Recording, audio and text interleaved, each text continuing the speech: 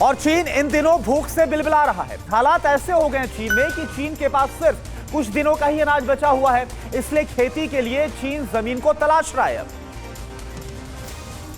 अनाज के लिए तरस रही चीन की जिनपिंग सरकार अभी खेती के लिए दुनिया के कई देशों में काफी तेजी से जमीन तलाश रही है। चीन की नजर पाकिस्तान की उपजाऊ जमीन पर भी है। बलूचिस्तान के अलावा सिंध की जमीन पर भी चीन की नजर है। जमीन लेकर चीन खेती करना चाहता है। इतना ही नहीं, चीन ने पाकिस्तान के साथ कृषि सहयोग पर एक समझौता किया, जिसमें चीन ने पाकिस्तान में खेती करने के लिए हजारों एकड़ जमीन पट्टे पर ली है। इससे पहले पिछले कुछ सालों में चीन दुनिया भर के कई देशों के साथ किए गए खाद्यान्न सौदों को रद्द कर रहा है। दूसरी तरफ जिनपिंग भोजन नहीं बर्बाद करने के लिए एक अभियान भी चला चुके हैं।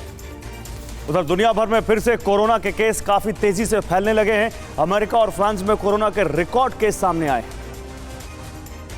कोरोना वायरस अमेरिका में फिर से तेजी से पैर पसार रहा है। स्थिति यह है कि अमेरिका में एक दिन में सबसे ज्यादा कोरोना संक्रमित मिले हैं। रविवार को अमेरिका में कोरोना के 79,449 मामले मिले। अमेरिका के हर हिस्से में कोरोना का प्रभाव दिख रहा है। फ्लोरिडा में बर्थडे पार्टी पर पूरी तरह से रोक लगाई गई है। फ्रांस में भी कोरोना केस की संख्या काफी तेजी से बढ़ी है। फ्रांस के कई हिस्सों से एक बार फिर काफी संख्या में कोरोना संक्रमितों के मामले सामने आ रहे हैं। फ्रांस में एक दिन में कोरोना वायरस के 45,000 नए मामले आए हैं। पेरिस में रात के वक्त निकलने पर पूरी तरह से पाबंदी लगा दी गई है। स्थिति देखकर कई देशों में फिर से एक बार लॉकडाउन लगाने पर विचार किया जा रहा है।